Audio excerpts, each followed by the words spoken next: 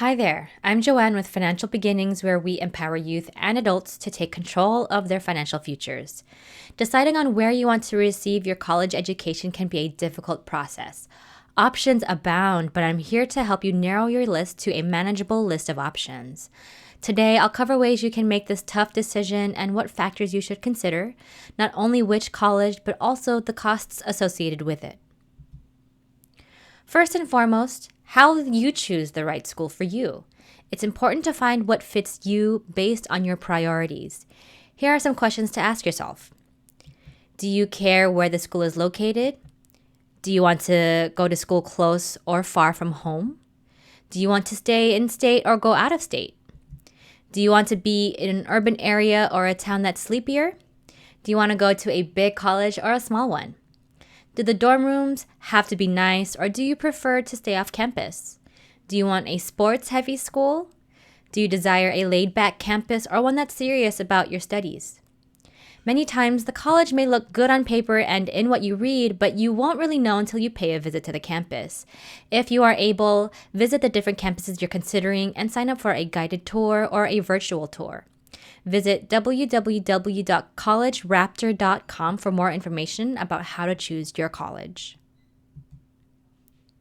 Remember, up to this point, you have likely viewed school as your job. After high school, though, your focus should shift to viewing education as a tool to achieve your desired profession. You don't want to pursue an education path that is not going to align with your career goals and the future earnings you wish to have. You already researched future salaries. Later, we'll show you how to use this information when calculating possible student loan debt. When considering schools, it's important to consider more than one school prior to enrolling. collegecost.ed.gov is a good research tool to compare key characteristics of schools such as the cost of attendance, whether course credits you'll earn at one school are easily transferable to other institutions, graduation rates, job placement rates, career services available to current participants and graduates, and the average indebtedness that most participants at the school incur. This site contains searchable data to assist participants and their parents in the school selection process. Cost and graduation rates are important characteristics to consider, but there are many other important variables such as programs of study, number of participants enrolled, and housing, just to name a few. The website will allow you to search for schools by location, degree type and length, cost, program of study, and entrance requirements. A good goal for comparing schools is to maximize your school experience and minimize the cost. One thing that can help you compare schools and costs is to understand college terminology first.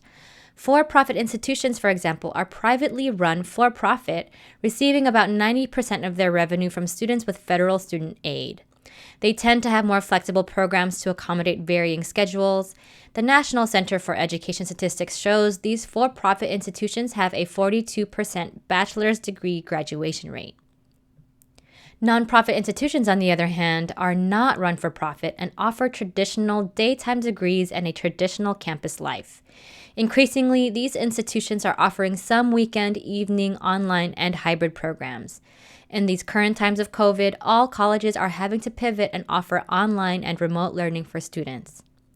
These colleges may be private or public. Public colleges, which receive their largest chunk of funding from their state, tend to offer lower tuition to in-state residents. These public universities have a 57% bachelor's degree graduation rate. Private, nonprofit colleges have a 65% bachelor's degree graduation rate. Net price calculators are available on school websites, and the U.S. Department of Education offers this page on its site so you can easily explore the net prices for different schools. This tool is intended to provide estimated net price information for current and prospective participants and their families based on what similar participants experienced in a previous year. The calculator allows you to enter basic information about your household size and income. And with this information, the calculator generates an estimate of what it will cost to attend the school after taking into account estimated grants and scholarship aid.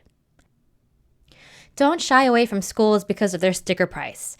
Instead, base your decision on the net price after your financial aid is subtracted from your cost of attendance. The net price calculator will help you better determine what your out-of-pocket cost will be, but understand it is only an estimate. After you receive your financial aid packages, you can then have a true apples-to-apples comparison. Here's an example of the difference between the sticker versus the net price. If you review the tuition and fees of the University of Oregon, for example, you'll find that the total cost for residents is $26,862 and non-residents $49,542. Be aware that these costs do not factor in the grants and scholarships you could be awarded. The net price provides you with net price after grants and scholarships are applied. For the same school in this example, the net price is $15,100. If you're unable to finance the entirety of your college degree through grants, scholarships, savings, and contributions from your parents, you may need to borrow money to fill the gap. Many of you might be turned off by student debt, but understand that you're leveraging the student debt in order to pursue your ideal career and to increase your earning potential. Student loan debt might sound prohibitive, but it can in fact be used to grow your wealth in the end. Borrowing to help pay for college makes sense because you'll be able to use future earnings to pay back the student loan debt. A word of caution though, be mindful of how much you borrow in student loans. It's very easy to get carried away if you're not tracking this amount. In order to ensure you don't borrow more money than you can handle, a good rule of thumb to remember is to borrow an amount no higher than what you expect to be paid in your first year after you graduate college. For example, if you decide to become a high school teacher, the average starting salary is $50,000.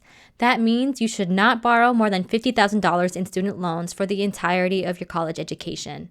This way, you'll be able to pay down your student loan debt without having issues of your payments eating into your budget for other things you need, like your rent or mortgage, food, or even some fun stuff you want to do like furnish your first home or travel.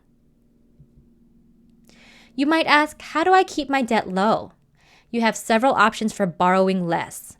First, keep living costs down. If you live at home, there would be no need to pay rent, perhaps just helping out your parents by paying your portion of utilities. Or if you prefer to live somewhere else, share a space with a roommate or two. Or you can live on campus for free or at a big discount if you become a resident assistant.